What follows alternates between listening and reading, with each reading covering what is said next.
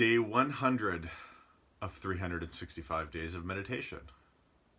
And that is extremely satisfying to say. Good on many fronts. One, I got to 100 days. Two, I meditated this morning, as you can see by the beautiful bright light coming in from the window beside me.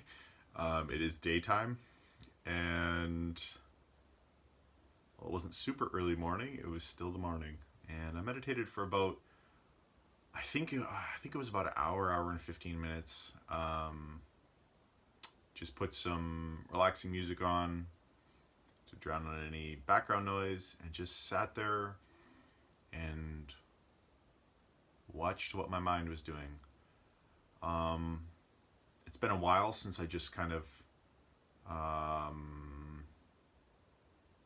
meditated without guidance. So that means, no one talking to me while I'm meditating. And it was actually really nice. It was really refreshing. It was also kind of cool to see just the dialogue and the thoughts that that were going on in the background, because that chatter that we notice, where our mind is drawn to, and the sensations we're experiencing in meditation are the same ones that are kind of going on in the background in our day-to-day life, and at least I'm convinced they are.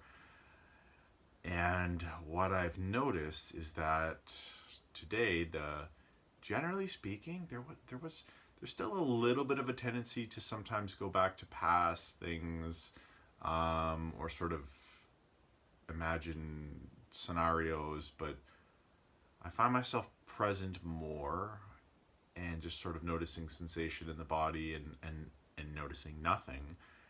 And also I find that in general the thoughts going on tend to be more positive, and if there's any sort of internal dialogue, it's much more positive.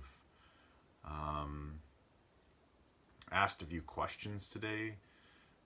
So when something popped up, I sort of inquired as to why, what does that mean, or kind of poked a little deeper at it. It's interesting because while I'm in it, I can't, if I'm really just kind of in the moment, it's hard for me to extract anything out of it after the fact and sort of relay it to you in this video, I guess.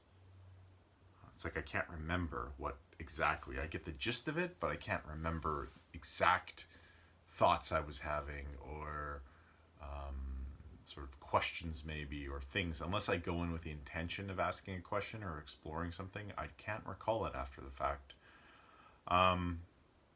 Maybe tomorrow what I'll try is to meditate and then to sort of journal after. I haven't journaled in a while. So maybe if I meditate, journal immediately after, and then shoot the video, the journaling will sort of uncover some of what was going on in the meditation after the fact. So I'm going to try that. That's going to be my strategy for tomorrow. But other than that, yeah, excited. I did acknowledge that I got to 100 days while I was meditating. And there was one word that popped into my head that sort of sent chills down my spine.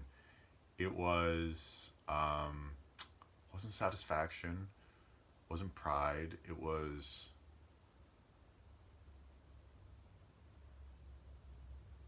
it's bugging me that I can't think of what the word was. That sucks. Maybe tomorrow I'll remember, or maybe later today, and I'll mention it tomorrow. But yeah, there was one word that I popped into my mind, and when it popped into my mind, it sort of sent shivers down my spine and sort of electricity traveling all throughout my body, sort of feeling the nervous system light up. So wish I could remember what the word was, but there's a prime example of, in the moment, I'm in the moment, and then I come out and I can't seem to remember any of the detail, unfortunately. So anyway, I guess the purpose of this practice is not to remember all the detail. It's to, meditate daily and see how it affects my mood, and it's definitely good. See how it affects my mental state, and it's definitely positive. And maybe to help end the stigma a bit around mental health, or maybe to encourage somebody else to meditate, or maybe to encourage someone else to talk about what they're going through with their mental health and take that step towards living a better life. So, on that note, in closing, if you're struggling at all with your mental health, talk to somebody, talk to somebody, talk to somebody. There's nothing worse than feeling alone and isolated when you are struggling with your mental health. So if you are in that place, I would definitely encourage you to reach out, talk to somebody that you trust. If you have access to a mental health professional, reach out to them. And if you know somebody that's struggling with their mental health, maybe reach out, connect with them, talk to them. It can go a long way. And if you've experienced mental health struggles and you've recovered from them, and you know somebody that's struggling, I think even all the better if you could reach out, because you've been there, you've been through it, you know what it's like, and that can really help somebody. That I know that helped me reading a book about somebody's experience with obsessive compulsive disorder, not long after I discovered that that's what I had been doing for my entire adolescence and into my adult life. Discovering that it was a thing, and reading about someone else's experience with it made a massive difference. So if you have experience with mental health struggles, it can really mean a lot to somebody to share your experience with them if they're going through something similar. That's it for today. I really wish I could remember that word. I really, really wish I could remember that word. I'm going to try here. Just give me a second.